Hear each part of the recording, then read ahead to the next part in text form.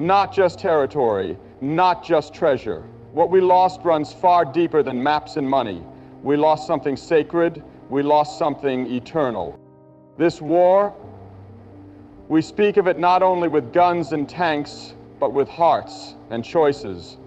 A war of the soul, a war of identity, a war that has been raging in our homes, in our streets, in our minds, and we didn't even know we were bleeding. Once, this land echoed with the cries of truth, simplicity, and spiritual strength. It gave birth to sages and saints who walked barefoot, yet carried heaven in their hearts. But today, those echoes have grown faint. In chasing the world, we have forgotten ourselves. How much did India lose? We lost our moral compass. We used to teach our children right from wrong, not based on what's popular, but based on what is pure. Today, right is what is profitable, wrong is what is inconvenient, and truth has become negotiable. We are raising a generation that can manipulate but cannot meditate, that can argue but cannot pray, that can scroll for hours but cannot sit in silence for 5 minutes and face their own soul. We lost the strength of our families. The father once stood as the pillar, the mother as the foundation, and the children as the future. Today the pillar is cracking, the foundation is shaking, and the future is unsure. Our homes are no longer places of refuge. They've become battlegrounds of silence, resentment, and confusion. We are connected by Wi-Fi, but disconnected from each other's hearts. We lost our youth. Oh, how we lost them. Not in numbers, but in purpose. Look into their eyes, you'll see it. That emptiness, that silent cry. They were promised a future, but handed chaos. They are brilliant, talented, and full of fire. But that fire is being used to burn their own potential, because no one taught them how to build with it. This war has turned dreamers into drifters, warriors into warriors, and potential into pressure. We lost our culture, not in dress or language alone, but in values, in identity. We dress modern, but think broken. We speak progress, but live in fear. In the name of freedom, we've chained ourselves to habits that destroy. In the name of success, we've sacrificed our soul for discipline, for reverence. Today we consume more than we create. We follow more than we lead. And we imitate more than we innovate. We lost our economy, not only in the currency of rupees, but in the currency of dignity. There is wealth, but it's hoarded. There is development, but it's lopsided. The war made kings out of some and beggars out of others. In a land where no one should sleep hungry, millions do. In a land where gods are worshipped, humans are forgotten. But above all, we lost our conscience. The greatest loss in this war was the silence of the righteous. Those who knew what was wrong but chose to look away. Those who could have spoken but kept their mouths shut. Those who knew what needed to be done but stayed comfortable instead. When good men grow silent, evil gets loud. And when the soul of a nation goes numb, no army can save it. So how much did India lose? We lost what made us India. But listen, loss is not the end of the story. There is still a spark left, buried beneath the rubble of greed, lies, and division. There is still a light. There is still a heartbeat. There is still a generation rising who will not settle for this, who will not bow to compromise, who will rebuild not just buildings, but values, who will fight not with hatred, but with conviction, who will speak not to win arguments, but to awaken the sleeping soul of this land. And if you're listening now, maybe you are one of them. India may have lost a lot in this war, but it can still win the peace. The future is not lost. It is waiting. It is waiting for a voice, for a stand, for a change. The question is, will you be that voice? Because if one heart catches fire, it can light a whole nation. India once stood as a beacon of moral clarity in a confused world. The land that gave birth to philosophies that taught the world about compassion, self-discipline, and the deeper meaning of life has now found itself caught in a storm of ethical erosion. Leaders were once judged by the strength of their character, not the size of their bank accounts. They were followed because they lived by example, not because they knew how to speak well or market themselves. But now, moral leadership has faded. We have mistaken popularity for integrity. We have chosen loud voices over wise ones. Our leaders no longer speak of duty, sacrifice, or truth. They speak in slogans. They perform for cameras. They build their image instead of building the nation. And what is worse, many have followed them, not just in politics, but in every sphere. In business, in education, even in religion. The compass has shifted. Decisions are driven by gain, not by goodness. Influence is pursued, but impact is ignored. In this war, India lost its examples, those few who would stand for what is right, even when it cost them everything. We lost those who would rather be honest and alone than powerful and corrupt. And the loss of such leadership doesn't just affect policies, it affects people. When the head is sick, the body suffers. When those at the top lose their way, the people below lose their hope. We were once told that truth would always triumph, that righteousness would always rise. But now we see lies dressed in suits, deception packaged as strategy, and selfishness disguised as ambition. And somewhere deep inside, we know we're losing something precious. Because when a nation forgets how to lead with integrity, it begins to crumble from within. No matter how tall its buildings rise, yet the hunger for moral leadership remains. People are still longing for someone to lead, not just with power, but with purpose. Not just with promises, but with principles. That hunger is the seed of change, because even though we lost much, we can still rebuild. Not with noise, but with truth.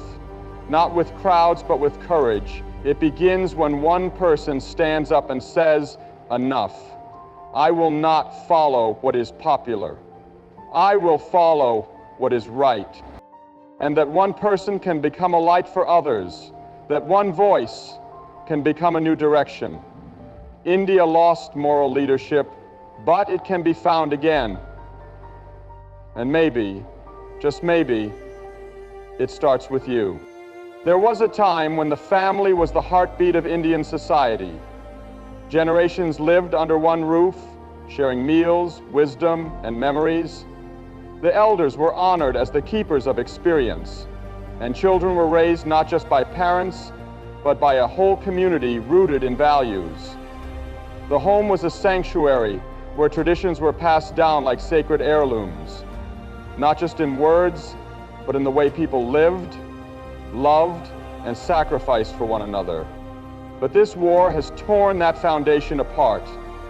The bond that once held families together is now strained, frayed by modern pressures, broken by unspoken pain, and stretched thin by the fast pace of life. We see families living in the same house, but living separate lives, each member in their own room, with their own screen, their own world, and their own loneliness. Communication has become transactional. The time together has become rare, and affection has become awkward. The generations no longer walk hand in hand. They walk away from each other. The elders once revered are now often dismissed as outdated or irrelevant. Their stories are unheard, their sacrifices forgotten, and the youth, filled with energy and potential, feel misunderstood and unloved.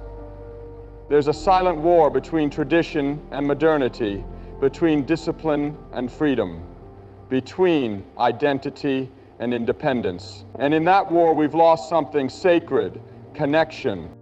Parents are exhausted, trying to provide more than just food and shelter. They're chasing status, opportunities, a future they believe their children deserve. But in the chase, they're missing what their children need most, their presence. And children, overwhelmed by expectations, are drifting further away, turning to strangers online for the comfort they once found in the arms of their family. What we see is not just broken homes, it's broken hearts under the same roof. It's grandparents who feel invisible. It's children who feel unheard. It's spouses who feel unloved. The walls are still standing, but the warmth is gone. And this loss is not measured in statistics. It's seen in the eyes of a father who no longer knows how to talk to his son, in the tears of a mother who feels taken for granted, in the silence of a teenager who's smiling on the outside but screaming on the inside. This is what the war has done, not with bombs, but with neglect. Not with violence, but with indifference. But even broken things can be healed. Even distant hearts can be brought back. It starts with humility, with choosing to listen before we speak, to forgive before we accuse, to spend time before it's too late. The home must become a home again, not just a place to live, but a place to love. India may have lost its sense of family, but it's not too late to bring it back. All it takes is one person in each home to say, I will love, no matter what. I will forgive, even when it hurts. I will be present, even when it's hard.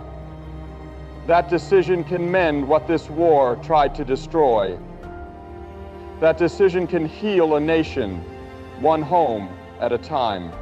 Across the vastness of India, a quiet crisis is growing. One not shouted from rooftops, but hidden in the eyes of the young. It's the look of confusion, restlessness, and silent despair. The youth, once seen as the unstoppable force of the nation's future, now walk through life burdened with expectations they never asked for, and responsibilities they were never prepared to carry. They were told they could be anything, but not taught who they are. They were told to dream big, but not shown how to wake up with purpose.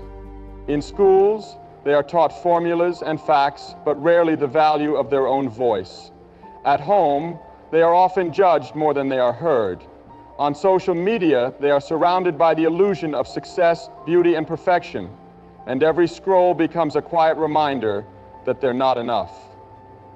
They see influencers flaunting riches, celebrities living lives of comfort, and they begin to ask, what about me? Where do I belong? What is the point of this struggle? And when there are no answers, the soul begins to shrink. That is the war the youth are fighting, a war not with weapons, but with meaninglessness. This generation is not lazy. They are lost. They are not without talent. They are without direction. In every corner of India, there are young people with brilliant minds, compassionate hearts, and relentless energy. But many have no guidance, no mentors, no clarity. They feel the pressure to succeed, but no one shows them what true success even looks like. They carry the burden of family pride, societal approval, and peer competition, all while wondering who they are behind the mask. In this war, India is not just losing its youth, it is losing its future.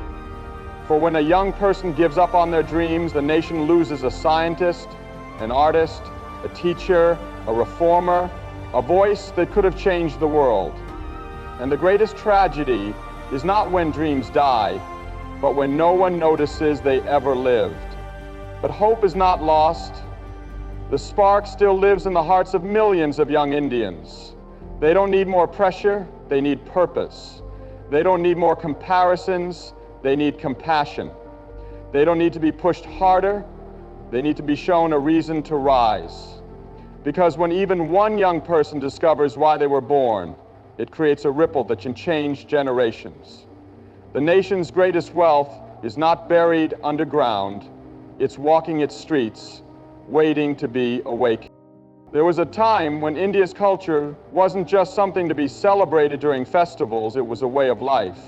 It shaped how people spoke, how they treated others, how they worked, how they rested, and how they honored the sacred.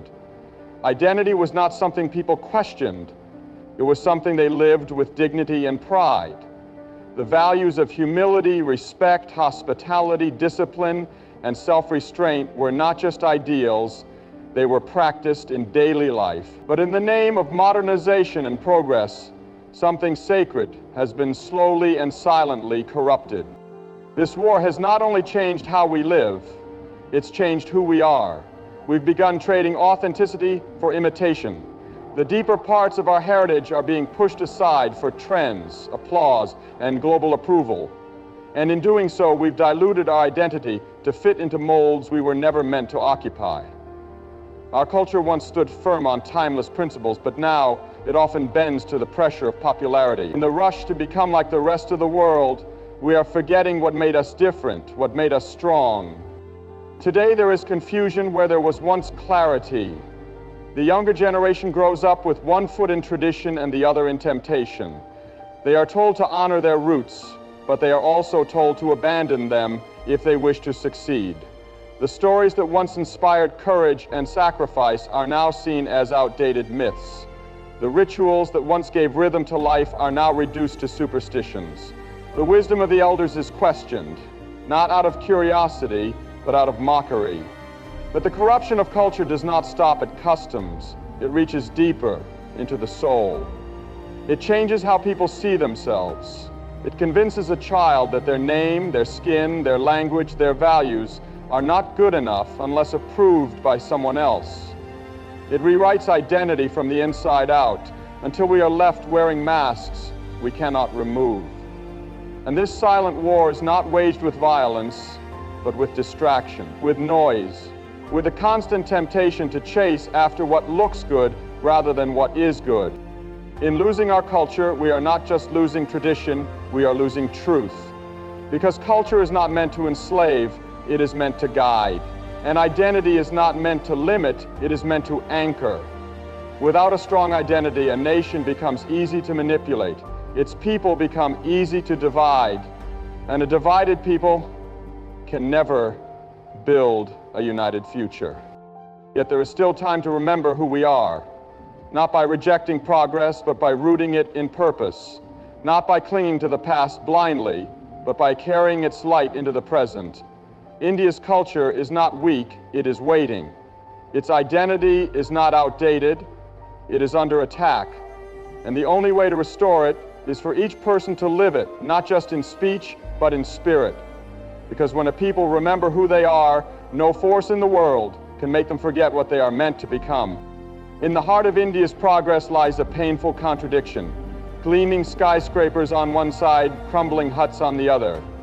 Technological advancement has surged, industries have boomed, and the wealthy have soared to new heights, yet millions still struggle just to survive another day. The promise of prosperity has not been shared equally. The ladder to success is there, but for many, it is broken before they ever get to climb. This is not just economic disparity, it is economic exploitation dressed up as development. India's economy may be growing, but for whom? In cities, luxury cars speed past barefoot children selling flowers at traffic signals. Expensive malls rise beside slums where clean water is still a dream. This is not just a gap, it is a chasm. And it is not just the result of chance, it is the result of choices. Choices made by systems that prioritize profit over people. Policies that uplift the powerful and overlook a mindset that accepts suffering as a price for progress rather than a problem that demands urgent correction. The working poor are the engine that keeps this nation moving. They build the roads, clean the offices, cook the meals, and serve the wealthy. Yet they are often invisible. Their labor is essential, but their lives are treated as disposable. They are paid just enough to stay alive, but never enough to rise above their conditions.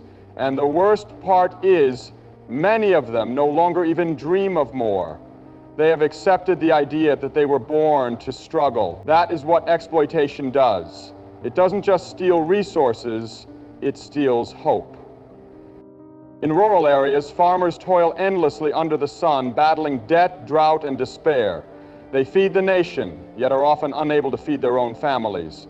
In factories and construction sites, laborers work in dangerous conditions for meager wages. The fruits of their labor often line the pockets of those who have never even stepped foot into the fields or the job sites. This isn't just injustice, it's a quiet, daily theft of dignity. But the story doesn't have to end here. The power to reverse this isn't only in governments or corporations, it's in the conscience of the people. When we begin to care not just about how much we earn, but about how fairly others live, when we choose ethics over exploitation, justice over greed, change begins. Because a nation's true strength is not measured by the wealth of a few, but by the well-being of all. The greatest loss in any war is not always what is seen, it is often what is felt. It is not the broken buildings or the fallen bodies, but the quiet death of something far more sacred, the conscience. In India's war for progress, recognition, and power, one of the most devastating losses has been the silence of the conscience. A silence that echoes in every corner of the country, not because people do not know what is right, but because too many have chosen not to act on it. There was a time when doing the right thing was not a choice, it was a calling. When truth was more valuable than convenience. When standing up for others was not a heroic act, but a moral duty. But today, the lines have blurred. The voice inside that once said, "This is wrong," is now muffled by noise, by fear, by the desire to fit in or get ahead. People have grown used to looking away. They see injustice and remain seated. They hear lies and stay quiet. They witness suffering and scroll past. The conscience hasn't disappeared, it's just been ignored for so long that its voice has become faint. This silence is not accidental, it is the result of years of compromise. Small decisions justified in the name of practicality. Little lies told to avoid discomfort. Injustice is tolerated because speaking out might cost us something. One by one, these choices pile up until the soul is numb and the heart is no longer moved. And when a nation's conscience goes quiet, everything else begins to fall apart. Because laws may shape behavior, but only conscience shapes character. Corruption thrives when good people remain silent. Injustice grows when those who know better refuse to speak, and evil triumphs, not because it is strong, but because those with truth in their hearts become afraid to live it out loud. We have traded our courage for comfort, our responsibility for excuses, and our moral compass for social approval. Yet even now, the conscience can be awakened. It doesn't take a crowd, it takes one person who refuses to be silent. One voice that breaks through the noise and says, "This is not who we are. This is not what we were meant to become." And when one conscience awakens, others begin to stir. A sleeping nation can rise again, but only when its people choose to feel again, to care again, and to act again. Because the greatest revival begins not in the streets, but in the soul. India has fought many battles in its history, against invaders, against colonizers, against poverty and hunger. But the war we are facing now is different. It is not fought with weapons or armies. It is fought within our hearts, our homes, our institutions, and our daily choices. It is a war that has cost us more than land or money. It has cost us our unity, our identity, our conscience, and our soul. We have seen the damage: broken families, disillusioned youth, corrupted values, rising inequality, and a fading moral compass. We have lost leaders who led with integrity, communities that once stood as one, and a sense of who we are as a people. This war has made us richer in material, but poorer in meaning, stronger in pride, but weaker in purpose. And in that we must ask ourselves, how much did India truly lose? But this is not the end, because what is lost can still be found. What is broken can still be rebuilt. The future of India does not depend solely on its politicians or its policies. It depends on its people, on men and women who refuse to remain silent, on young hearts who choose purpose over popularity, on families who choose forgiveness over distance, on communities that choose unity over division, on citizens who choose what is right, even when it's not easy. The healing of a nation begins not with blame, but with responsibility, not with noise, but with truth, and not tomorrow, but today. The question is no longer how much India has lost.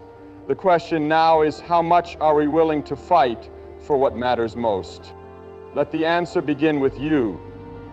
Let it begin with courage, with conscience, and with love. Because a nation's greatest power is not in its wealth or its weapons, but in the awakened hearts of its people. And if those hearts rise again, India will not only recover what was lost, it will become greater than it ever was.